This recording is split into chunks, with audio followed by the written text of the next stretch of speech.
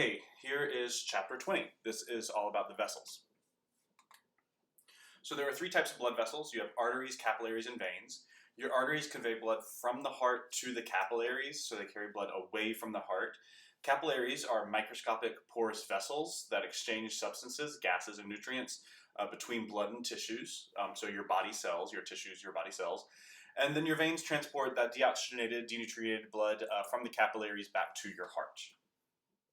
We'll see that, it starts to get kind of confusing when we get into the kidneys and we start to talk about the glomerulus and the afferent arteries of the kidneys, and in the liver, when we start talking about the venous system in the liver, it gets a little bit more confusing. But try, fairly straightforward though. So the walls of the three layers are called the tunics. Those are the three layers of the tunics. You have the tunica intima, the tunica media, and the tunica externa. If you are up on your Latin, this should be pretty easy to remember. The intima is the most innermost, the media is the middle, and the externa is the outer. The space inside of the vessel is called its lumen. That's going to be continuous with the tunica intima. It's that innermost vessel wall. The endothelium is made of simple squamous epithelium, and there's a subendothelial layer of areolar connective tissue anchoring it as a basement membrane. The tunica media has the middle layer of the vessel. It has circularly arranged layers of smooth muscle cells with elastic fibers. Smooth muscle, so that's going to be controlled by the autonomic nervous system, specifically the vasomotor system in your, I'll let you remember where your vasomotor system is. Contraction causes vasoconstriction, so contraction of the smooth muscle in the tunica media is going to cause vasoconstriction, which is going to narrow that lumen. And then relaxation is going to cause vasodilation, which opens the lumen back up. The externa is the outermost layer. It has areolar connective tissue, elastic and collagen fibers. When we start talking about the different types of arteries, we'll start to get more into how that matters as far as like what the fiber composition is. The externa is going to help to anchor vessels to other structures and may have a vasa vasorum, which are just small arteries required to supply very large arteries.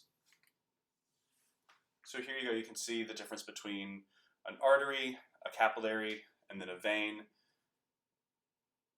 They're going to have, the artery and the vein are going to have those three layers. The capillaries, you don't see the three layers.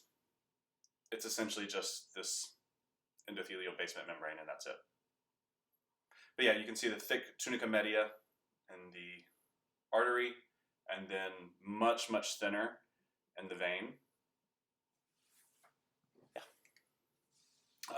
That's again because veins do not have smooth muscle. They're not going to be going through. Sorry, I'm trying to speak louder. I know there was a comment that a lot of people had trouble hearing me. So the arteries are going to have this thicker tunica media because they're going to be going through vasoconstriction and dilation to help control blood pressure and blood flow, whereas veins are they don't have that kind of regulation. So comparing the different vessel types, you have companion vessels lying next to each other. So you'll see when you do your lab for this one lab 4 that there's almost always the same named artery as a vein. So arteries have thicker tunica medias and narrower lumens than veins. They also have more elastic and collagen fibers that allow them to stretch and spring back to their shape as they adjust to blood pressure. They're more resilient and resistant to changes in blood pressure. Veins have a thicker tunica externa and a larger lumen than arteries, as well as less elastic and collagen fibers.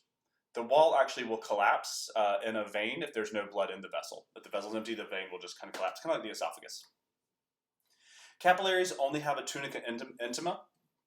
They have this endothelium and the basement membrane, and that's it. This will allow, the thin wall allows for rapid gas and nutrient exchange. Here is just a comparison of the different types. For the veins, we basically just say large, small, medium, and then venule. For the arteries, we call them the elastic arteries, the muscular arteries, and then arterioles. And then capillaries are just capillaries. You should know the relative differences between these. So arteries branch into smaller vessels extending from the heart. As they branch, they decrease in lumen diameter. They decrease in their elastic fibers, but they increase in the relative amount of smooth muscle. So they're getting smaller, the lumen diameter is getting smaller. the amount of elastic fibers is also starting to decrease. That's because as you get smaller and smaller in your vessels, the blood pressure and the changes in blood pressure aren't quite as severe. When you're right, the aorta is an elastic artery. It is going to be experiencing a lot of stretch and recoil, and so it has a lot of elastic fibers to help deal with that. As you get closer to your arterioles, you're really not going to have those kind of big changes in blood pressure, so it can have a much smaller amount of elastic fibers, but a much higher amount of smooth muscle to give it finer control over local blood flow and blood pressure. So elastic are the largest. They conduct blood from the heart to the muscular arteries. They have large proportion of elastic fibers, allowing for that stretch and recoil, helping to propel blood. Your aorta, pulmonary trunk, common carotid, and common iliac arteries, those are some of your big arteries. These are also the ones that when they're severed, when they're cut, it's very dangerous. You can lose a lot of blood. Your muscular, your distributing arteries are medium. They distribute blood to specific body regions. And the muscle, that extra muscle layer, allows for more vasoconstriction and vasodilation, so more fine control over the lumen size and flow and pressure. The elastic tissue is actually in two layers. There's the internal and external elastic lamina. And most of the named arteries, the ones that you kind of think about, are going to be these, except for like the carotid and the aorta. All the other ones, though, are going to be your muscular arteries that you would think about. Your arterioles are the smallest arteries. The larger arterioles have 3 tunics through them. The smaller ones only have the thin endothelium and a single smooth muscle layer. So they still have this smooth muscle layer. It's still an arteriole. It's not a capillary. Smooth muscle is usually somewhat constricted, called the vasomotor tone. This is regulated by the vasomotor center in the brainstem, regulating systemic blood pressure and blood flow. So it kind of keeps a consistent tone to our body. I will, again, it says vasomotor center in the brainstem. I will let you decide what nerve and what division of the autonomic nervous system is causing that vasomotor tone. We did that, I think, lecture 17 or maybe last lecture, I don't know. If you watched them all, then we talked about it. But this is going to help to make sure that we still have that some kind of regulated systemic blood pressure. If we didn't have any smooth muscle contraction in our arterioles, our blood pressure would just bottom out. Here you can see the elastic, the muscular, and arterioles, just histology slides of those and their differences. Atherosclerosis, it's a progressive disease of elastic and muscular arteries. The presence of atheroma.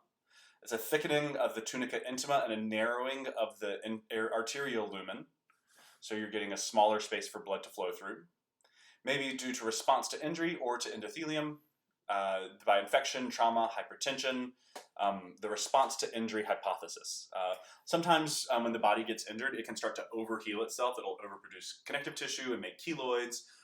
It will actually end up hurting itself as it heals, and you can start to get autoimmune type things. So I think that's potentially what this is talking about. It results in inflammation reaction, atheroma formation, that starts to enlarge inside the lumen of the artery, making the lumen even narrower, and unaware plaques until they start to restrict blood flow to a region, unless you go and get it checked. Increased cholesterol in the blood is hypocholesteremia. It makes you prone to the disease, to atherosclerosis. Males more affected than females. Smoking and hypertension will increase vascular injury and overall risks to atherosclerosis. Treatment is angioplasty to expand the narrowed regions of the artery, or coronary bypass surgery to bypass those blockages if they're severe enough. Aneurysms, part of the arterial wall thins and starts to balloon out. It becomes more prone to rupture and can cause massive bleeding and death. These typically happen in elastic and muscular arteries. With age, they're less able to withstand forces from pulsating blood. So as we age, the collagen in our, it's not just the collagen in our skin that starts to decrease, it's also the collagen in our arteries and our vessels. It's really depressing, isn't it? No, I'm just kidding. It's not at all. We're fine. You can take collagen shots. Have you seen those? You can actually, you can buy liquid collagen. I mean, it's not liquid because it's collagen, so it's kind of a gel. And you can take a whole shot of it to help replenish your body. Not advocating for it, not saying it doesn't work, not saying it does work, but it looks really gross. Google it. Risk increases with age, most common in the aorta or arteries at the base of the brain. Okay, moving into capillaries now. So capillaries are the small vessels connecting arterioles to venules. This is where a lot of the fun stuff happens. The average length is 1 millimeter. The average diameter is 8 to 10 micrometers. So incredibly small. Erythrocytes travel in a single file, the rouleau. I'm pretty sure we talk about sickle cell here in a couple of slides. Maybe that was in the blood chapter, but essentially, I'll go ahead and jump ahead. Essentially, one of the things with sickle cell is because the blood vessels aren't that nice round shape, they can't stack into the rouleau, so they tend to block blood flow through capillaries, and the sharp edges can actually cut and sever capillaries because they're so thin, they're such a thin wall. So the wall consists of that endothelial layer on a basement membrane that helps to anchor it to the surrounding structures. The thin wall and small diameter, optimal for exchange between blood and tissue fluid. 3 types of capillaries: continuous, fenestrated, and sinusoid. We'll see that they are function differently and appear in different places. So for the continuous capillaries, endothelial cells form a continuous lining. Pretty straightforward. You have what are called tight junctions connecting the cells, but they don't form a complete seal. It's just a nice tight junction, kind of like, if you can kind of catch water in your hands. It'll leak out a little bit, but you can still keep some of it. That's kind of what they're doing. These intercellular clefts are the gaps between the cells and the cells of the capillary wall, this intercellular clefts. Large particles like cells and proteins won't be able to pass, but smaller molecules like glucose, ions, water, that can all pass through. Commonly found in your muscles, skin, lungs, and central nervous system. When you think of capillaries, most likely you're thinking of your continuous capillaries, the ones that are delivering nutrients and taking up wastes. Endothelial cells form a continuous lining, but the cells have fenestrations. So if a fenestrated capillary has fenestrations, those are pores. The fenestrations allow movement of smaller plasma proteins found where you have a lot of fluid transport happening. Intestinal capillaries absorbing nutrients, kidneys filtering blood to form urine. So having the movement of plasma proteins is going to allow you to have a lot more movement of water fluid and affecting that colloid osmotic pressure that we talked about in the last one. The sinusoids, the endothelial cells form an incomplete lining with large gaps. So you end up having these really big spaces in the capillary membrane. The basement membrane ends up being incomplete or absent, so you can see this kind of darker pink one here. It's supposed to be the basement membrane, and it is not covering it fully. The openings allow transport of large substances like formed elements, blood cells, and large proteins found in the bone marrow, the spleen, and some endocrine organs. Yep, so large proteins and endocrine organs, glands, you can talk about hormone transport, and the spleen and the bone marrow, you're producing blood cells, destroying blood cells, having those move in and out. So you need these sinusoidal capillaries to allow movement for that. And just to go back, it's these little dots that are the fenestrae. Plural is fenestrae in the capillary. Okay, capillary bed structures. Sphincters, when the capillary sphincters. So you have the arterial end of a capillary bed, you have the capillary bed itself, and then you have the venous end of the capillary bed. There are these precapillary sphincters right here. So let me not get ahead of myself. Yeah, you have these precapillary sphincters that are going to control flow into and out of the capillaries. So you have this one kind of main thoroughfare that runs right through here, but then you have all of these branching off. And this is very much simplified. It's a lot more intensive than this. But each one of these little sphincters can relax or dilate, can constrict or dilate to open or close blood flow to that area. So capillary beds are groups of capillaries functioning together. They're fed by a meta-arteriole, which is a vessel branch of an arteriole. So that is the meta-arteriole right there. The proximal part is encircled by scattered smooth muscle cells, and the distal part, the thoroughfare channel, has no smooth muscle cells. It connects it to that postcapillary venule, which is your draining bed. So you have the feeding side and you have the draining side. True capillaries are vessels branching from the meta-arteriole, and they make up the bulk of the capillary bed. So you have your meta-arteriole, you have these true capillaries branching off. There's some that branch off of the true capillaries, so they're not quite true capillaries. And as you see, as you go through the thoroughfare, once you get to this draining bed, you have fewer and fewer smooth muscle cells. Because it's the draining bed. The smooth muscle cells are there to prevent blood flow in. For the draining bed, you just need the blood flow to constantly be going out. Okay, your precapillary sphincter is a smooth muscle ring at the true capillary origin. The sphincter relaxation permits blood flow into the true capillary. Contraction causes blood flow to bypass that capillary bed. And vasomotion is the cycle of contracting and relaxing the precapillary sphincters. So vasomotion, the motion of the vessels, is going to be that contracting, relaxing. Try to stand on this side. At any time, only a quarter of your capillary beds are open. So only 1/4 of our capillary beds are open at any time. That's just to make sure that the blood flow is going to the areas that really do need it. Perfusion is the amount of blood entering capillaries per unit time per gram of tissue. Remember we talked about adequate perfusion is necessary to maintain life. So here's just that picture again for you to look at it one more time. That meta-arterial fed by the all the way through the thoroughfare into the draining bed. This coming from the heart with oxygenated blood. This going back towards the heart with deoxygenated blood. If the sphincters are constricted, you can see how they start to close off this capillary bed, and blood can just be diverted right through. So let's say you are running a marathon. Your body does not need to be diverting blood flow to your digestive tract at that point. It does not. You're not really going to be digesting anything. All the blood needs to be out towards your muscles. So your blood flow, your intestinal capillaries would be closed off, so that blood flow can just kind of divert right on through. The venules are the smallest veins. They're companion vessels to arterioles. So just so you know, we started with the elastic arteries, the largest ones. We went down to capillaries, and now we're going to start at the smallest veins and go back up to the largest ones. So you're kind of seeing the whole cycle. So venules are the smallest veins. They're companion vessels with arterioles. The smallest venules are your post-capillary venules. And the largest ones have all three of the tunics merging to form veins. Your largest venules merge to form veins. Small, medium-sized, and large ones are companion vessels with your muscular arteries. The largest veins will travel with the elastic arteries. And most of these veins have sizes, and most veins of these size have numerous valves. The valves, they're similar to the valves in the heart. They're preventing blood from backflowing and from pooling in the limbs, ensuring that it moves towards the heart. They're made of the tunica intima and elastic and collagen fibers, so they're continuous then with the lumen of the vein. Again, very similar to the semilunar valve structure. We'll probably, I think we do talk about this, but again, since it's made of elastic and collagen fibers, over time those valves can start to wear out and blood can start to pool, and you get those varicose veins. The systemic veins do function as a blood reservoir, so while we don't want the blood to pool there, if we're not moving, if we're sitting for long periods of time, the blood will start to pool into your veins. So at rest, 70% of your blood is in systemic circulation. Your veins have about 55%, your arteries have 10%, and your capillaries have about 5% of your blood. Pulmonary has 18, the heart has 12.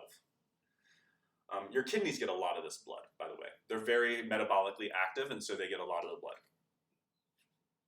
Oxygen, sorry. So the veins are systemic veins as blood reservoirs. The blood can be moved from veins into circulation via vasoconstriction of the veins. So if you need to, more blood is needed during exertion, or for whatever reason you need to divert blood flow, you can constrict them and start to move your blood around. Blood can be shifted back into the reservoirs via vasodilation when less blood is needed. All right, you can have a simple, so pathways of blood vessels. How do blood vessels actually travel through the body? You can have a simple pathway where one major artery delivers blood to an organ or a region. An end artery is one that provides only one path for blood to reach an organ or region. It branches into smaller ones and becomes arterioles. Each of those feeds into a capillary bed. Each bed is drained by a venule. Venules merge into a major vein.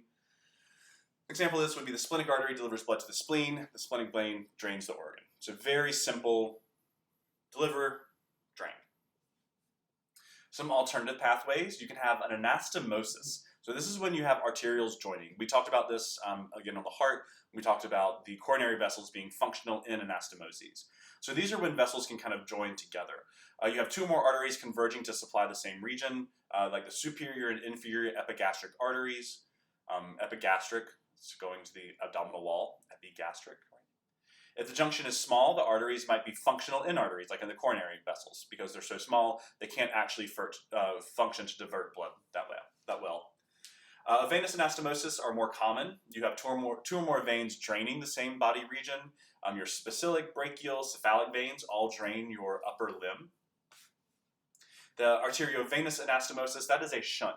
It's going to transport blood from an artery directly to the vein, allowing areas to be bypassed if body is hypothermic. So in your fingers, your toes, kind of those external structures that aren't going to stay too warm, if taking blood directly to them and having blood move through them is going to cool the blood down too much, your body will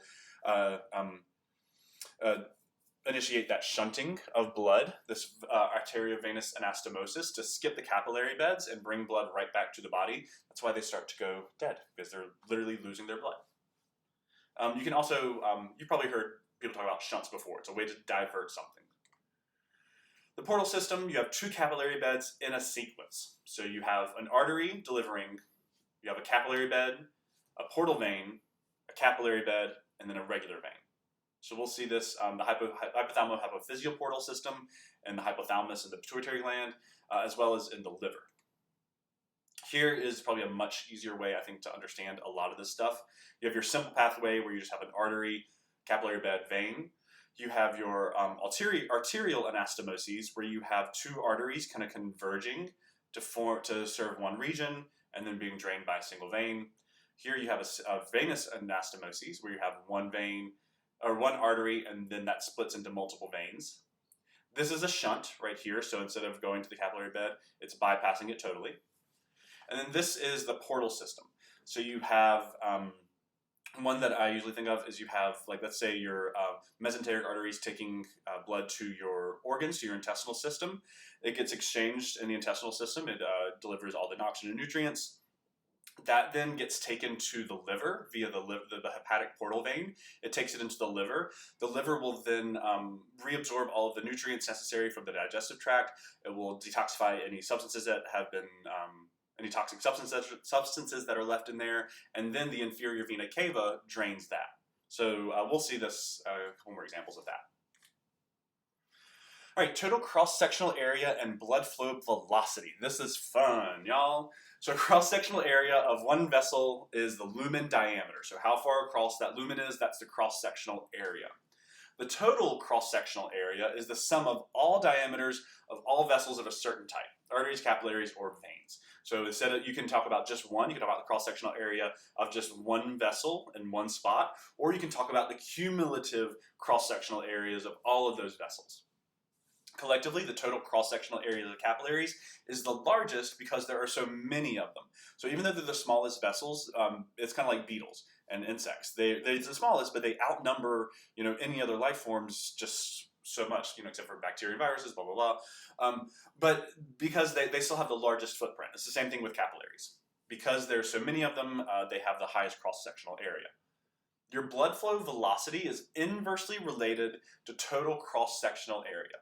Blood flow velocity, so the speed, the rate at which your blood flows, is inversely related. So it's one goes up, the other goes down. It's inversely related to total cross-sectional area. So blood flow is slow in capillaries, allowing for exchange between blood and tissue fluid. Because capillaries have the highest total cross-sectional area, it slows down the flow of blood. Remember, the capillaries are thin. It's not just, it's partly because they're thin. That's one of the reasons why the blood flows so slowly, but also because it diverts. Once blood gets delivered to a capillary bed, it gets diverted into so many lanes that it really slows it down and allows for that good gas exchange. The faster blood flows, the less exchange you have.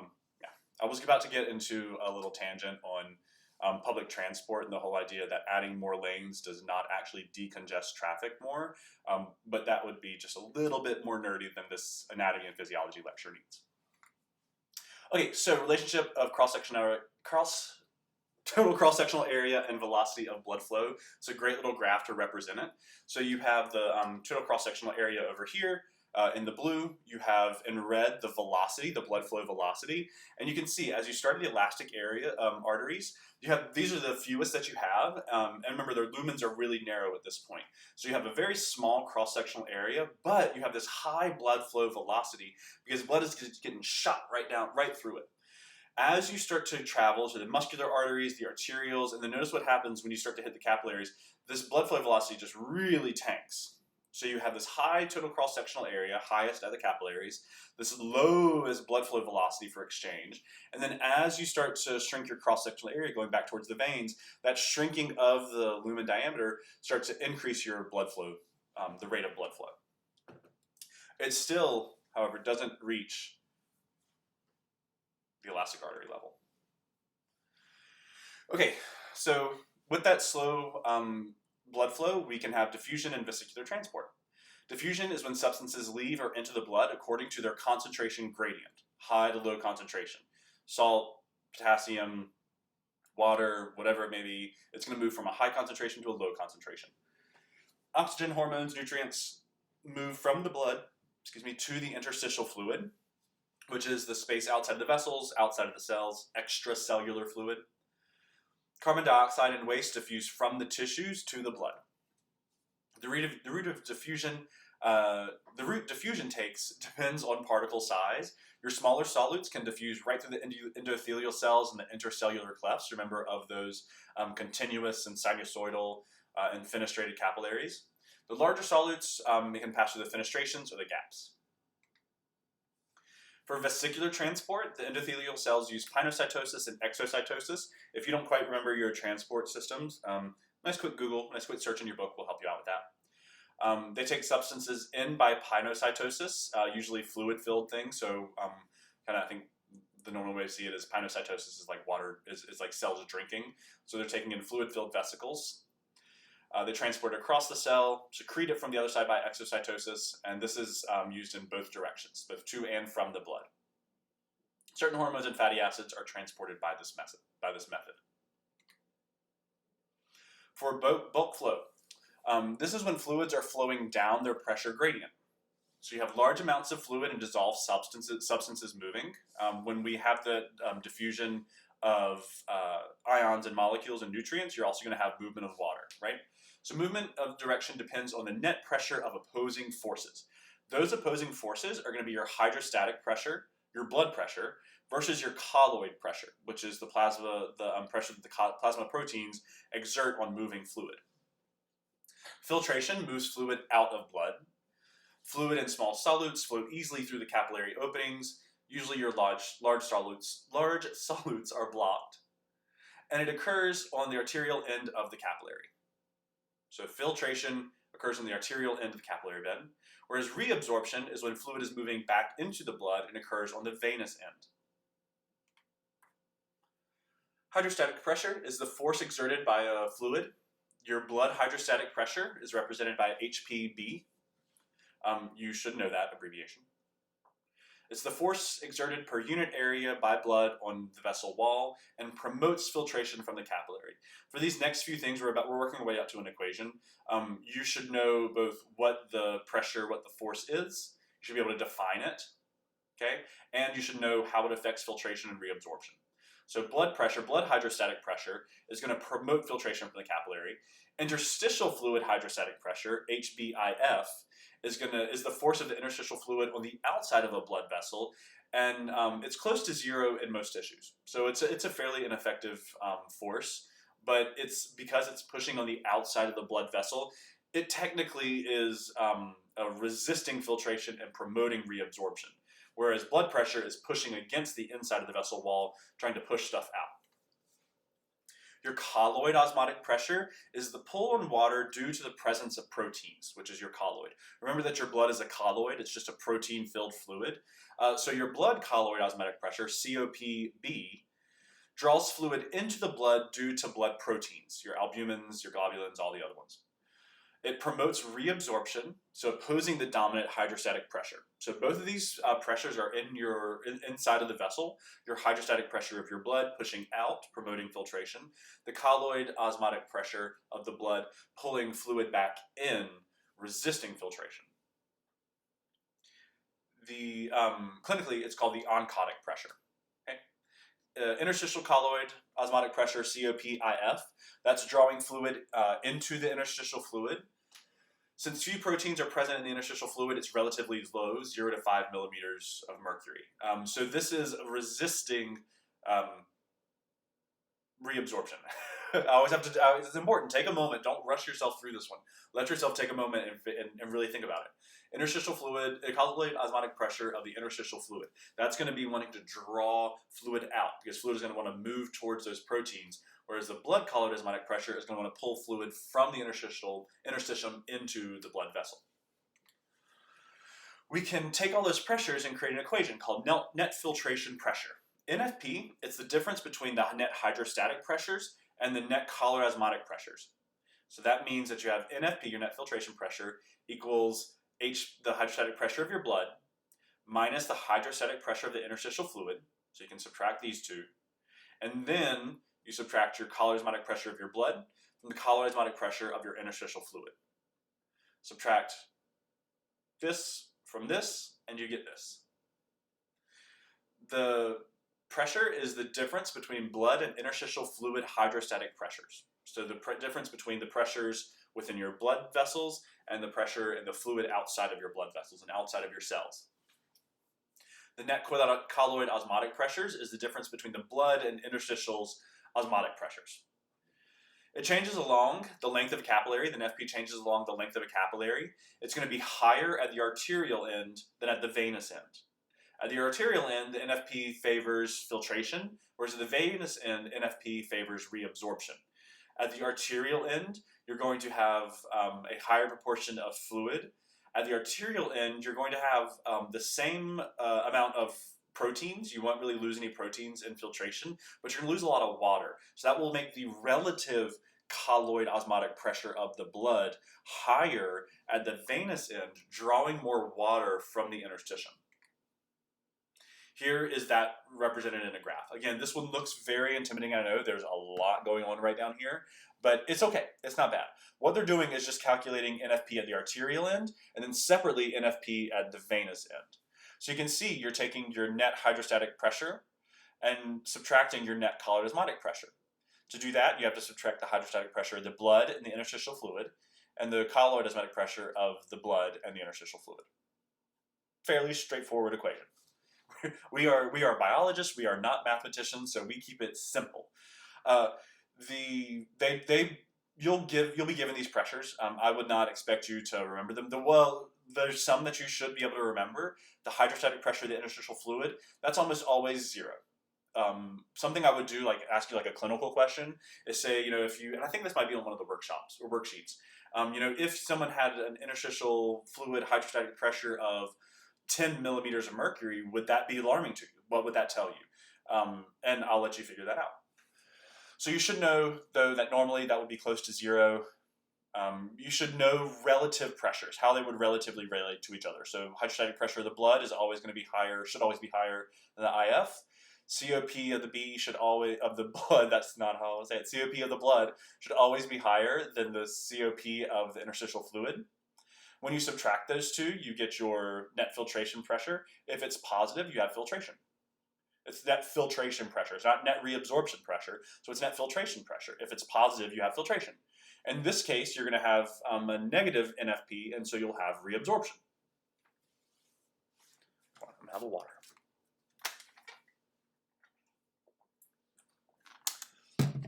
We have a whole chapter on the lymphatic system, but just to go ahead and say the lymphatic system is going to pick up excess fluid not reabsorbed at the venous capillary end. 15% of the fluid is not reabsorbed by your capillaries. So 15% of the fluid that is filtered is not reabsorbed. The lymphatic system filters that fluid and returns it into your venous circulation. That fluid is going to be taken up by lymph vessels. It goes through lymph nodes and then gets returned directly into your venous circulation. Okay, so local blood flow. That was talking about bulk blood flow just before. Sorry, my cat is right down there and I'm waiting for her to start meowing. So not all capillaries are filled simultaneously, so your local blood flow varies. Remember we talked about those, the body's ability to shunt blood away from unnecessary structures, so the blood flow is going to vary in our capillaries. The flow is measured in millimeters per minute. It must be high enough to maintain adequate perfusion, so it must be able to deliver oxygenated blood fast enough to the structures.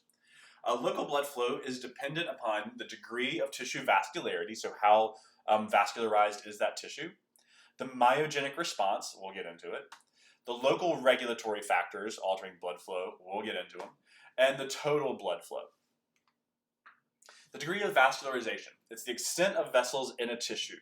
Metabolically active tissues have high vascularity. Think about your heart, think about your brain, think about your kidneys, think about your intestines. They are very active. Think about your liver. It's a really active organ, and so it's going to have a lot of blood vessels that are delivered to it. Other structures have little vascularity or avascular. Tendons, ligaments, epithelia, cartilage, cornea, lens of the eye. I have my septum pierced right there. It's mostly cartilage. There was one little drop of blood, and that was it. It was nothing. Angiogenesis is the formation of new vessels, so they can increase vascularization to an area or decrease. Occurs over weeks to months to increase potential perfusion. Examples would be the skeletal muscle in response to aerobic training, so if you start to increase and hypertrophy your muscles, adipose tissue with weight gain, and coronary vessels in response to a gradual blockage. So if you have a slow blockage over time, your heart can start to create more vessels to supply itself. Regression is returning to the previous state of blood vessels. So angiogenesis is making more, regression is making less. In skeletal muscles, after an individual becomes sedentary, so if you start to atrophy, sorry. I was like, that's not right. If you start to atrophy in your muscles, then you'll start to lose blood vessels. And it has adipose tissue when weight is lost. Tumor angiogenesis. Since cancer cells require oxygen and nutrients, they trigger growth of new vessels as the tumor grows. Your cancer cells begin to secrete molecules that cause host cells to release growth factors. So the cells around them will start to release growth factors, and the cells within them will start to release growth factors. It will basically just vascularize the whole those cancer cells and allow them to multiply and grow even more rapidly. Research is looking at a way to stop this and starve the tumor as a way to treat cancers. Your myogenic response. So the myogenic, that should indicate that it has something to do with muscles. It's the smooth muscles and blood vessel wall that keeps local blood flow relatively constant. So the systemic blood pressure rises and more blood enters an arterial, it'll start to stretch. The smooth muscle of the arterial wall will respond by contracting. So as it gets stretched, it'll start to contract. That contraction will return local blood flow to the original levels. So what's happening here is that your blood pressure is rising. Let's say that all of a sudden you get scared, you jump up to run, something happens. Maybe it's something good. Let's say that the ice cream truck is outside and you need to go get it. So you just jump out of your chair to go run. You have this immediate kind of rise in your blood pressure because all of a sudden you're like, hey, we gotta work.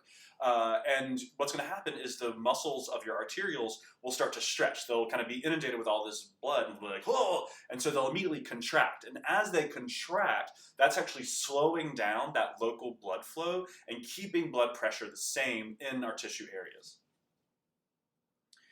If blood pressure decreases and the amount of blood decreases, there will be less stretch.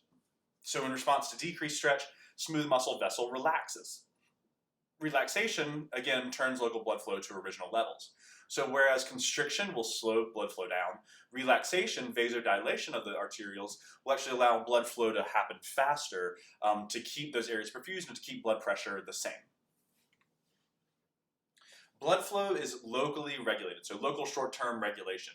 Blood flow is locally regulated.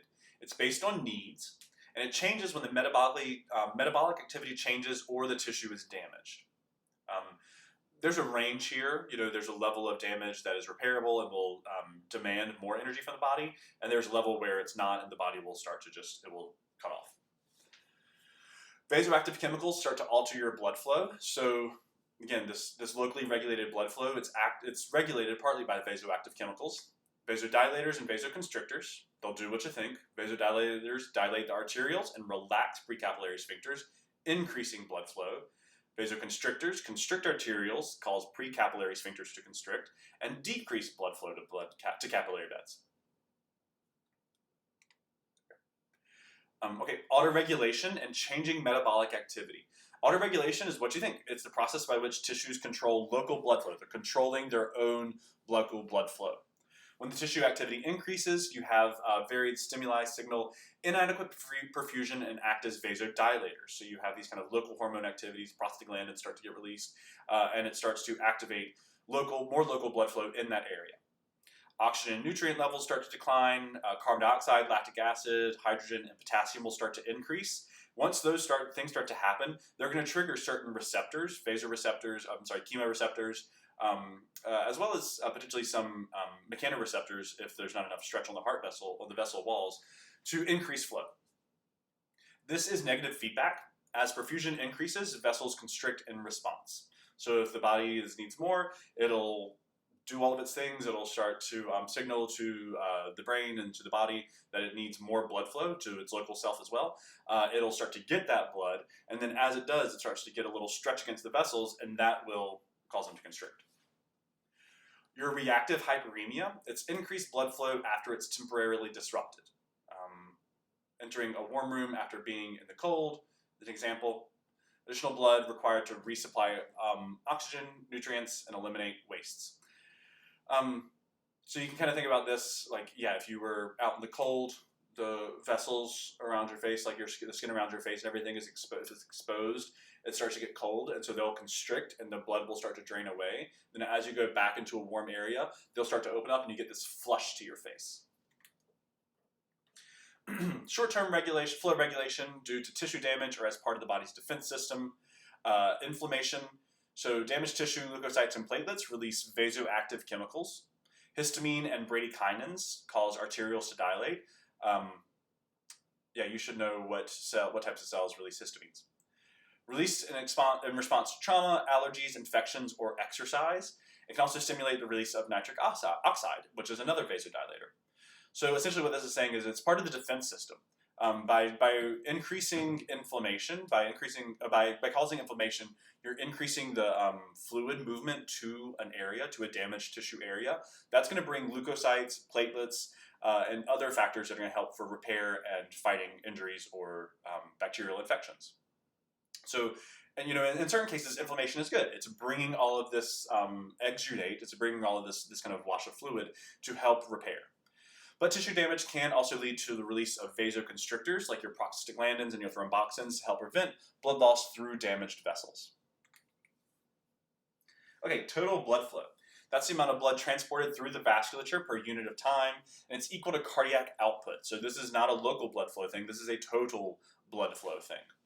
That may increase significantly with exercise. If it increases, more blood is available to your tissues. That can come from your spleen, that can come from the reservoirs, the venous reservoirs. It can come from being diverted from certain organs to other places. Regulation of total blood flow depends on the heart and the vessels. So regulation of total blood flow depends on the heart pumping and the vessels distributing. All right, blood pressure. Getting there, y'all. Blood pressure is the force of blood against a vessel wall, and it occurs as a gradient. This change in pressure from one end of the vessel to another. We've already kind of briefly seen it in filtration of the capillary beds from the arterial to the venous end, as with the change in pressure, with the change in pressures. Arterial blood pressure is your blood flow in arteries pulses with the cardiac cycle. So you have this kind of pulsatile flow in your arterial blood. Your systolic pressure occurs when ventricles contracts. The highest, that's your systole, right? When your ventricles contract, you're in your systolic cycle. Highest pressure is generated in the arteries and recorded as the upper number in the blood pressure ratio. So it's the 120, it's the 120 out of the 120 over 80, which is somewhat around standard. The diastolic pressure for arterial blood pressure occurs when the ventricles relax. They're in diastole. It's the lowest pressure gradient generated, and it's when they recoil, so stretching back out. It's recorded as a lower number in the blood pressure, so it would be the 80. Your pulse pressure is the pressure in arteries added by the heart contraction, and it equals the difference between systolic and diastolic pressure. So if your pulse pressure equals 40, if the blood pressure is 120 over 80. You just subtract 120 from 80, and you get your pulse pressure. It reflects the elasticity and recoil of arteries. These tend to decline with age and disease. So the higher your pulse pressure, the more kind of volatile that action is. The pulse pressure allows for palpation of a throbbing pulse in elastic and muscular arteries. Lots of different points in the femoral artery, alongside the head and the neck. I think there's one in your armpit. Detecting a pulse point, it's the throbbing of arterial wall, allows the determination of a heartbeat. It's more forceful pulse associated with the higher pressure. Absence indicates flow to body part lacking. A pulse point is where an artery may be compressed against a solid structure, the radius, the common carotid, the femoral, the dorsalis pedis, and others. There is just a measurement of blood pressure. Your systolic pressure is when the vessel is being stretched, the heart is constricting, or the ventricles are contracting, and then when the ventricles relax, they recoil back down. All right, blood pressure versus vessel type. We can see that in the aorta, right outside of the heart, that elastic artery, you're going to have a much higher systolic pressure and diastolic pressure than you would even see in the veins. Once you get down to the vena cava, the inferior and superior vena cava, your blood pressure is almost zero going back to the heart. We can talk about your mean arterial pressure, which is an average arterial blood pressure across the entire cardiac cycle. Since diastole lasts a little longer than systole, it has to be weighted properly. So its mean arterial pressure is diastolic pressure plus 1/3 of your pulse pressure. The only number I would want you to remember is 93. You know, if standard blood pressure is 120/80, we're operating at that standard blood pressure is 120/80.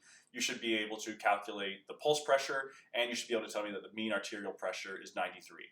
I will not ask you to do math here because I wouldn't want to do math. I wouldn't trust myself, so I'm not going to ask you that. I want to ask you theory. Mean arterial pressure is the average arterial pressure across the entire cardiac cycle. Standard, if blood pressure is 120/80, MAP will be 93. It provides you an index of perfusion. MAP of less than 60 may indicate insufficient blood flow. Capillary blood pressure. The pressure is no longer fluctuates between systolic and diastolic.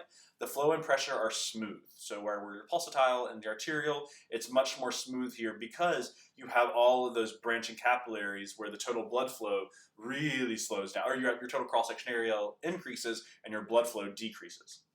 It still has to be high enough for the exchange of substances. The pressure still has to be enough to force substances out, but low enough not to damage the vessels. The arterial end of the capillary is about 40 millimeters of mercury as far as the pressure, and the venous is below 20. This, again, accounts for filtration and reabsorption at the respective ends. Because also, as you're going from the arterial end with this pressure of about 40, not only is that going to be pumping water out, or pumping fluids out into the interstitium, as you pump water out into the interstitial fluid, it then is going to increase its hydrostatic pressure. It will be a little bit higher. So as the venous end of the capillary is starting to drop in pressure, the interstitial fluid has actually been increasing just almost as much. Okay, cerebral edema, excess interstitial fluid in the brain can occur if the MAP is greater than 160, increases filtration in brain capillaries, and accumulation of excess fluid. So there is a place where it's too high, of course. Venous blood pressure then is the venous return of blood to the heart, depends on the pressure gradient, skeletal muscle pumps, and respiratory pumps. Your heart does not necessarily pump directly to pump your venous blood directly. It's these muscle pumps and respiratory pumps. The venous pressure is low and not pulsatile. The pressure gradient is very small. Blood pressure is 20 millimeters in venules and almost 0 in the vena cava. So again, we're talking about the pressure gradient that's going to push from the vena cava, that 20 millimeters, or from the our venules, that 20 millimeters is left over from the pressure at the aorta that it started with. Skeletal muscle pump assists venous return from the limbs. So skeletal muscle, your arms and your legs. As the muscles contract, the veins are squeezed. The veins in your limbs start to get squeezed as you contract your muscles, and blood gets pushed with those valves preventing backflow. So veins, blood gets pushed up your veins, and the valves prevent it from sliding back down. It's moved more quickly during exercise, so the more you're moving, the more rigorous your movements, the faster that venous return will happen. And blood pools in veins with prolonged inactivity, sitting for too long, flying, driving a car, whatever it may be.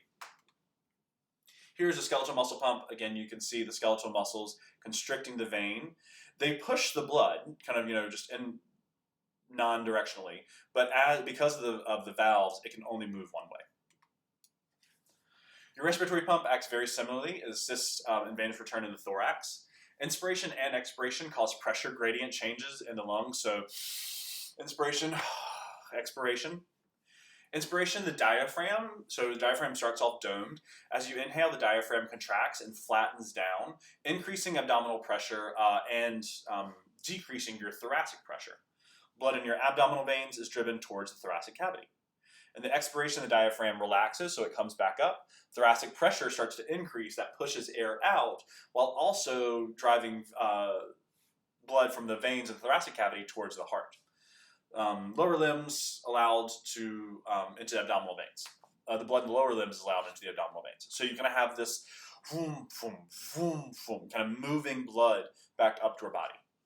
Increasing in breathing rate facilitates blood movement. So when you're exercising, not only are you using your skeletal pump more, you're using your respiratory pump more, because presumably you're breathing harder when you exercise.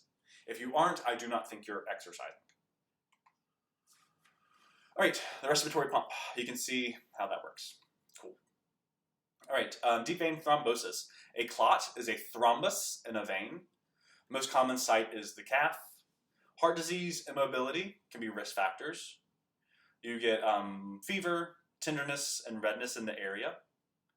Pain and swelling in areas that are drained, as well as a rapid heartbeat. A pulmonary embolus would be your most serious complication. So in clot breaking free and lodging in a pulmonary artery can cause respiratory failure and death. You start off with a thrombus, that is a clot in one specific spot. As it starts to move, it becomes an embolus. If it gets lodged in one of your pulmonary arteries, it's a pulmonary embolus.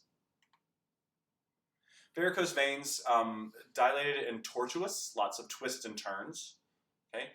Non-functional valves cause blood to pool in the limbs. Most common in the superficial veins of the lower limbs, think gravity. Results of genetics, aging, extended standing, obesity, pregnancy. In the anorectal region, they cause hemorrhoids due to increased abdominal pressure. So if you have to force a whole lot, wait. Maybe go eat some fiber. Blood pressure gradient in systemic circulation. Systemic gradient is the difference between the pressure in the arteries and the heart in the vena cava. So arteries in the heart, they're going to have the highest pressure, and then coming back, the vena cava is going to have the lowest pressure. MAP in the arteries is 93, blood pressure in the vena cava is 0, so therefore your blood pressure gradient is 93. So remember, MAP is the average arterial blood pressure, so that's 93, 0, so your blood pressure gradient is 93 millimeters of mercury. This is going to be your driving force through your vasculature. This is what's going to pump blood to your liver, to your toes, to your organs, to your genitals. All those things are going to be getting blood from the heart, right here in this pump. Increasing gradient increases total blood flow. Gradient increased by cardiac output.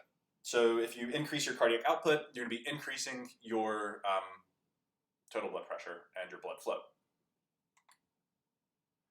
Circulatory shock. Insufficient blood flow to perfuse tissues can be due to an impaired heart, due to low venous return. Can be lots of different reasons: hemorrhage, dehydration, allergic reactions, obstructed vein, venous pooling. All of those things are going to cause a decrease in venous return that will cause insufficient perfusion for the rest of the body. Pooling can happen from prolonged immobility, extensive vasodilation from bacterial toxins, or brain stem trauma causing loss of vasomotor tone. So if you get an injury to your brain stem, that can affect the vasomotor center. Then you can have just a total loss of vasomotor tone, which causes a drop in your blood pressure. Because remember, it's that vasomotor tone that actually keeps up the resistance, that keeps up our blood pressure. Okay, speaking of resistance, let's talk about that. Resistance is the friction that blood encounters. It's due to contact between the blood and the vessel wall. It opposes blood flow. So resistance opposes blood flow.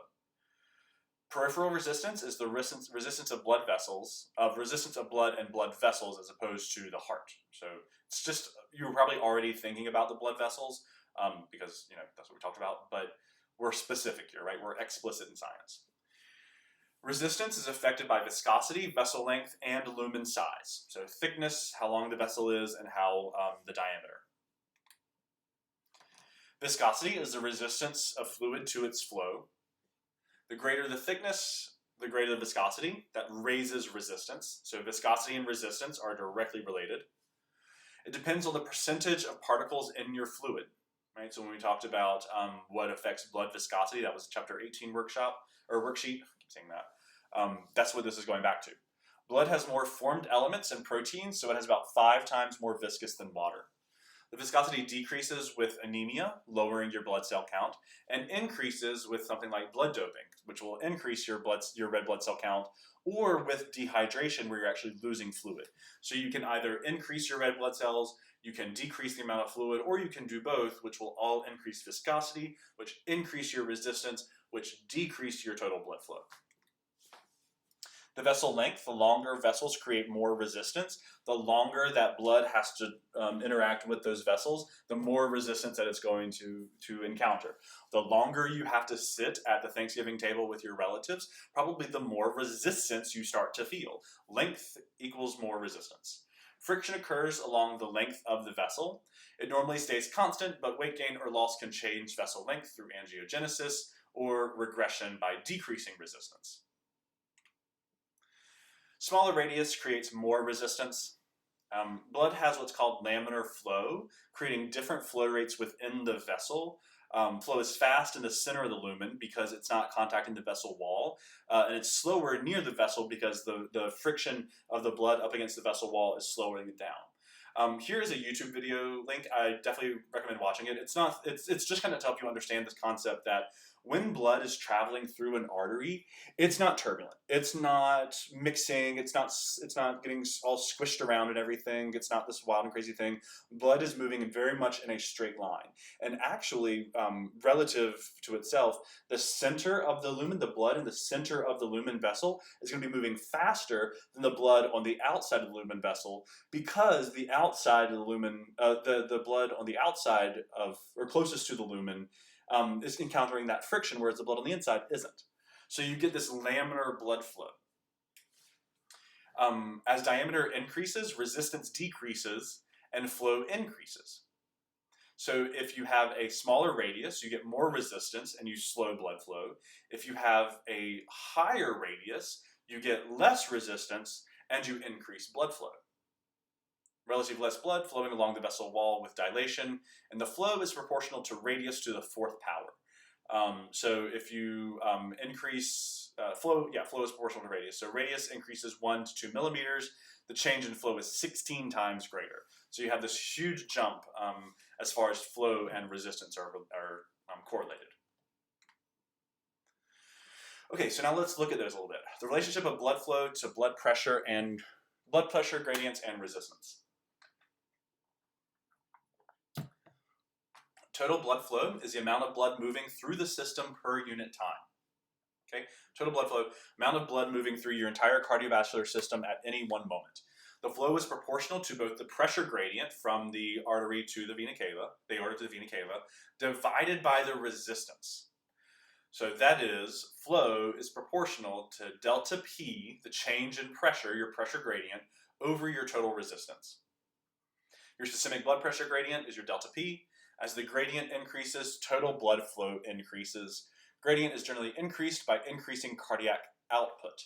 Okay, so as you increase the actual output of your heart, you're increasing your mean arterial pressure, you're increasing that heart rate and the force of contraction, how much blood you're actually pumping out.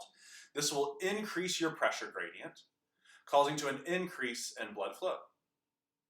For resistance, as resistance increases, total blood flow decreases. Resistance can be increased by increasing blood viscosity, either increasing the amount of formed elements or taking out water, increasing the vessel length, angiogenesis, or decreasing the vessel lumen diameter through vasoconstriction. So all 3 of these will increase resistance, and as you increase resistance, you're going to decrease your flow. You should be able to work with this formula very comfortably. If I give you things about adjusting the pressure gradient or adjusting resistance, you should know all the factors that affect resistance, how they affect resistance.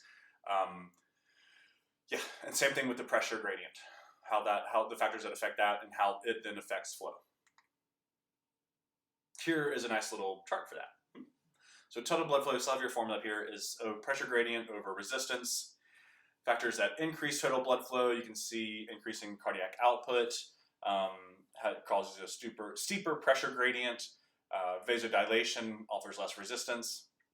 Decreasing total blood flow, having a smaller pressure gradient, so less decreasing your cardiac output, as well as vasoconstriction, causing more resistance that will decrease your total blood flow. Blood pressure must be kept in a proper range though, high enough to maintain tissue perfusion, not so high as to damage vessels. We talked about this a little bit. Pressure depends on the cardiac output, resistance, and blood volume. So 3 things that are going to regulate your pressure. Cardiac output, how much your heart's working, resistance that it meets in the vessels, and the blood volume. Those variables are regulated by the nervous and your endocrine systems. Hopefully you've already can think about a couple of hormones that are going to do all of these things. Neuroregulation. Autonomic reflexes regulate blood pressure short term. So they involve the nuclei in your medulla oblongata, your cardiovascular center. They quickly adjust cardiac output, resistance, or both to meet momentary pressure needs. So standing up, sitting down, changing position, quick little things. The cardiovascular center, the medulla, contains 2 autonomic nuclei, your cardiac center and your vasomotor center. Cardiac center influences blood pressure by influencing cardiac output. So cardiac center, cardiac output, vasomotor center, vasoconstriction and vasodilation. Increasing resistance through vessel constriction. Cardiac center is the origin of sympathetic pathways. Cardiovasculatory center is the origin of sympathetic pathways, going to the SA node in the myocardium of the heart, increasing heart rate and force of contraction, increasing cardiac output and blood pressure. We did this in chapter 19. Cardioinhibitory is parasympathetic pathways, extending to the SA and the AV nodes, decreasing heart rate, slowing conduction of electrical signals, decreasing cardiac output and blood pressure. Vasomotor center is the origin of sympathetic pathways, extending from here where they release norepinephrine, sympathetic activation stimulating adrenal medulla to release more epi and norepi. Most blood vessels, smooth muscle cells have alpha-1 receptors that are going to cause vasoconstriction. The norepi and epi will bind to those adrenergic receptors on smooth muscle cells and cause constriction. Some of them have beta-2 receptors, and that's going to cause vasodilation. So if it's an alpha-1 or a beta-2, alpha-1 constriction, beta-2 vasodilation. All right, sympathetic activation and adrenal secretion are going to lead to increased peripheral resistance. More blood vessels are stimulated to constrict than to dilate. Blood pressure increases. Sympathetic activation here. Sympathetic activation leads to larger circulating blood volume. Vasoconstriction of veins shifts blood from the venous reservoirs in the limbs, and your blood pressure increases, increasing blood volume. Redistribution of blood flow, more blood to skeletal muscles and heart, less blood to most other structures, mostly your digestive organs, reproductive organs. Inhibition of sympathetic division reverses the above changes. So this can all be changed back. Still on nerve regulation, we're talking about baroreceptors now. These have nerve endings that respond to the stretch of vessel walls. The firing rate changes with blood pressure changes. As blood pressure increases, the baroreceptors are going to fire more. As blood pressure decreases, they'll fire less. They're in the tunica externa of the aortic arch and the carotid sinuses. The aortic arch baroreceptors transmit signals to the cardiovascular center through your vagus nerve. Hold on one second. Oh, excuse me. They transport through the vagus nerve, important in regulating systemic blood pressure. The carotid sinus baroreceptors transmit nerve signals from cardiovascular center via the glossopharyngeal nerve. They monitor blood pressure in the head, the neck, and more sensitive to pressure changes than the aortic arch receptors. Again, think about just the vessels in your brain. They need to be more they need to be more sensitive. Here you can see a graphic depiction of that. You should be pretty comfortable with all these parts of it, the cardiovascular center, the different receptors, the structures of the heart that are affected, how blood vessels are infected, and then what is the actual kind of sensory input that you're getting that's going to cause these signals. Autonomic reflexes for blood pressure are baroreceptor reflexes. initiated by a decrease or increase in blood pressure detected by these baroreceptors monitoring stretch on the vessel. If blood pressure decreases, the vessel stretch declines and the firing rate decreases. That's going to activate the cardioacceleratory center, stimulating sympathetic pathways, increasing cardiac output. It inhibits cardioinhibitory center, and it activates the vasomotor center to stimulate sympathetic pathways, increasing vasoconstriction, increasing cardiac output, and raising blood pressure. So there's a whole systemic response that can happen. If it increases, the vessel stretch increases and the firing rate increases. Causes cardioacceleratory center to send less signals. It stimulates the cardioinhibitory center. That's going to go towards the SA and the AV nodes to slow down the heart rate. It causes the vasomotor center to send less signals, causing vasodilation. That's going to decrease cardiac output and lower resistance. The baroreceptor reflexes are best for quick changes in blood pressure, but ineffective for long-term blood pressure regulation. They can do those quick changes, increasing, decreasing. Chemoreceptors also influence your blood pressure. The stimulation of chemoreceptors bring about negative feedback reflexes to return blood chemistry to normal. Responses in the respiratory and cardiovascular system. So when you have chemoreceptors reflexes, you're responding both with your respiratory system and your cardiovascular system. Your main peripheral chemoreceptors are in the aortic and carotid bodies. They both send input to the cardiovascular center, aortic bodies in the aortic arch, going via the vagus nerve, carotid bodies at the bifurcation of the common carotid artery, like right in here. Sending signals via the glossopharyngeal nerve. I'm not super concerned about which nerve they're traveling along, but knowing the difference between these two is important, the aortic versus carotid bodies. They're monitoring high carbon dioxide, low pH, and very low oxygen will stimulate those chemoreceptors and vasomotor centers, increasing blood pressure and shifting the blood to the lungs to expire carbon dioxide and raise pH. So as they're really not detecting chemoreceptors. I think a lot of times people think that they're detecting oxygen levels and monitoring oxygen levels because that's what we talk about and that's what's so important. But because our oxygen levels actually change so much, when we get into the respiratory system, we'll see this, they actually have such a wide range of change in our oxygen levels that it's not a reliable way to monitor. But our carbon dioxide levels only change a small amount. So our body, our chemoreceptors, actually monitor carbon dioxide levels. If they start to get really high, then our pH is going to start to drop. Our pH will start to get low. So that's what the chemoreceptors are monitoring. Only if we get into very low oxygen and only in certain situations of disease does our body actually start to monitor oxygen. The hypothalamus can increase the cardiac output and resistance, might include increased body temperature or fight or flight response. So again, the hypothalamus is kind of that regulatory center of the body, sending out lots of different endocrine hormones. Your limbic system can also alter blood pressure in response to emotions or memories. I'm sure you can immediately think of certain memories that will get your blood pressure right up. Okay, hormonal regulation now. Your renin-angiotensin system, your liver makes inactive angiotensinogen. Remember, anytime you see ogen, that means that it's inactive. This is a protein and it's released into the blood. Your kidneys are going to release renin in response to low blood pressure or sympathetic nervous system activity if it gets stimulated to release renin. The renin will encounter this angiotensinogen. This is just floating around in the blood, and then the kidneys get signaled and they release renin. So now these two things are just floating around in the blood, and it converts, the renin does, angiotensinogen to angiotensin 1. Once it gets converted into angiotensin 1, it has to travel through the capillaries in the lungs where it will encounter angiotensin converting enzyme, ACE, converting angiotensin 1 to angiotensin 2, and then it's activated.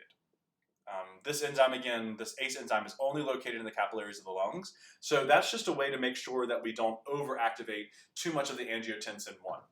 It's okay for these two to be circulating in the blood because angiotensin 1 doesn't have any effects. It's not until it gets converted, it kind of goes through circulation, it has to meet a limited amount of this enzyme in the lungs that it can be converted to angiotensin 2. That just kind of helps to monitor its effects. Angiotensin 2 raises blood pressure, acts as a powerful vasoconstrictor, raising your resistance. It stimulates your thirst center to increase blood volume. It acts on the kidneys to decrease urine formation, so you're losing less fluid. And it stimulates the release of aldosterone and antidiuretic hormones. So it's a very powerful, very highly active hormone, so it's important that its effect is monitored. There is just a depiction of that. You should know pretty much all this information, where it's released from, where the two parts are released from, where they mix together, ACE, and then its effects. Aldosterone, maintaining blood volume and pressure. It comes from the adrenal cortex of the adrenal glands, triggered by several stimuli, increases absorption of sodium, ions, and water in the kidney, decreasing urine output. So aldosterone increases sodium and water reabsorption, decreases urine output. As sodium is absorbed, water will come back. How it goes. Antidiuretic hormone maintains or elevates blood pressure. Released from your posterior pituitary, it's one of those hormones for the posterior. Its release is triggered by nerve signals from the hypothalamus, stimulating increased blood concentration, stimulated by increased blood concentration of angiotensin II. ADH effects increases water reabsorption in the kidneys, stimulates the thirst center, and causes vasoconstriction. Sometimes ADH is called vasopressin. So you can see these are all going to be ways, hopefully you can kind of get the picture now that all of these are ways, blood volume, resistance, are ways to increase blood pressure. ANP decreases blood pressure, atrial natriuretic peptide. This is released from the right atria of the heart when the walls are stretched by a high blood volume and you have a lot of venous return. It's going to stimulate vasodilation, decreasing your peripheral resistance, and increase urine output, lowering your blood volume.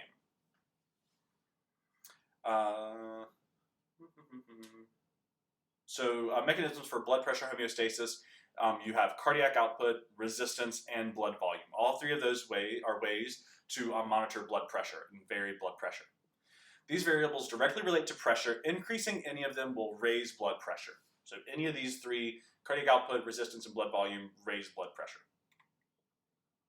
Hypertension, though, is chronically elevated blood pressure. Systolic is over 140 and or diastolic over 90.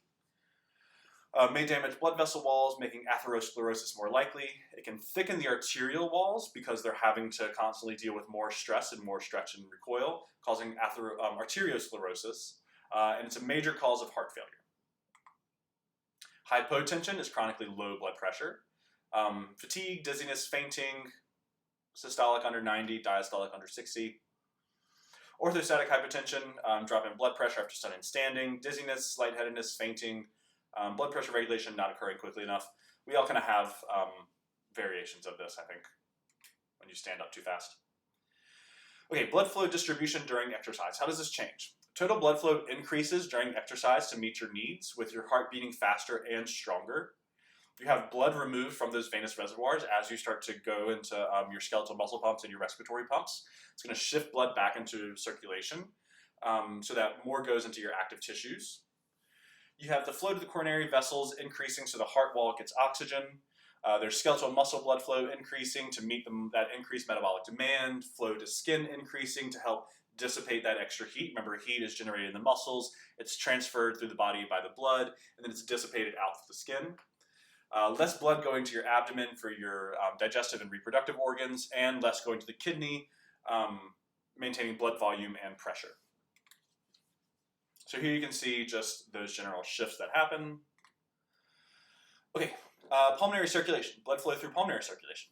The right ventricle pumps deoxygenated blood to the pulmonary trunk. So blood comes into the right atria, goes down to the right ventricle, it's still deoxygenated, so it's got to go to the lungs. The pulmonary trunk splits into left and right pulmonary arteries, going to the corresponding lungs. Those divide into smaller and smaller arteries and arterioles, branching into your pulmonary capillaries, eventually going small enough so that you can have gas exchange. Oxygen from air sacs into the blood, carbon dioxide from the blood into those alveoli, those air sacs. The capillaries then merge back to form venules and then pulmonary veins. And then you have two on your left and two on your right, two left and two right pulmonary veins coming back and delivering oxygenated blood to the left atrium. There's a nice little depiction of that. Okay, fetal and postnatal circulation. The fetus receives oxygen and nutrients through the placenta, while the newborn's cardiovascular system is independent. So the fetus is not And again, remember, when it's in utero, it starts off the first 8 weeks are an embryo. From 8 weeks until delivery, it is a fetus. So at this point, the fetus is receiving oxygen and nutrients through the placenta, which is being ultimately delivered by the mother. The fetal lungs are non-functional, so the blood pressure on the right side of the heart is greater than the left. This will matter in a little bit. The fetal vessels shunt blood to organs in need and away from immature organs. So as organs develop, they start to give them blood, but until then, they have ways of shunting things around, so shunting blood away from them. Primarily the liver, we'll see. So the fetal circulatory route. Oxygenated blood from the placenta enters the fetus via the umbilical vein. So remember, this is still a fetal structure, so we're in relation to the fetus's heart. This is bringing blood to the fetus, to the fetal heart, so it's a vein. It's going back to the heart. It's oxygenated, but it's still a vein. Blood from the umbilical vein is directed towards the inferior vena cava through the ductus venosus. The oxygenated blood in the ductus venosus mixes with the oxygenated blood in the inferior vena, so you have this kind of mix of oxygenated, deoxygenated, and blood from the superior and inferior vena cavas empty into the right atrium. Most of that then goes from the right atria, instead of going down to the right ventricle and being pumped to those non-functional lungs. Blood in the fetal heart goes from the right atria, it goes through the foramen ovale, right into the left ventricle, or left atria, sorry. Then it goes into the left ventricle and it's pumped out through the aorta. A small amount of blood does enter the right ventricle, and it gets pumped to the pulmonary trunk, but it then gets shunted. There's a little hole in the pulmonary trunk through this ductus arteriosus right here. So it can go. You have your pulmonary, let's say your pulmonary trunk and your aorta kind of meet like this. You'll have a little hole in your pulmonary trunk. So when fetal blood goes from the right ventricle, some of it will go into the ventricle. When it gets pumped through the trunk, it'll actually go through a little hole, this ductus arteriosus, that then lets it go right into arterial circulation, aortic circulation. Blood then travels to the rest of the body and returns to the placenta through a pair of umbilical arteries where nutrient and gas exchange occurs at the placenta. After the birth, the fetal circulation begins to change to an adult pattern. With that first breath of an infant, the pulmonary arteries dilate and the pulmonary resistance drops. The pressure on the right side of the heart decreases, and now the pressure is greater on the left side. It's going to be able to pump stronger. After birth, the umbilical vein and umbilical arteries become non-functional. They become regressive. They become structures, the round ligament and the medial umbilical ligaments. The ductus venosus becomes the ligamentum venosum. The ductus venosus, it shunts from the liver because at this point, because the placenta and the fetal structure, sorry, not at this point, but a fetal structure, fetal liver is not really necessary because the placenta is going to be doing all that stuff. So the ductus venosus shunts around the liver. It becomes the ligamentum venosum. The foramen ovale closes, that hole between the right and left atria. It closes and becomes the fossa ovalis. And then that shunt from the pulmonary trunk to the aorta closes and becomes ligamentum arteriosum. Again, I would look at this picture. You should be familiar with fetal blood flow, the organs that get shunted around from. So it shunts around the liver, the lungs, the kidneys. None of those are really getting any intense blood flow because most of that is being taken care of by the placenta. Patent ductus arteriosus, remember patent means open, so it's when the ductus fails to close after birth. Blood flowing from the aorta is able to enter the pulmonary system, into the lungs. You have a high blood pressure and pulmonary circulation, mixing of deoxygenated blood with oxygenated blood. It may be treated with prostaglandin inhibiting medication or with surgery. The prostaglandins keep the ductus arteriosus open during fetal life, so inhibiting them may help it to close.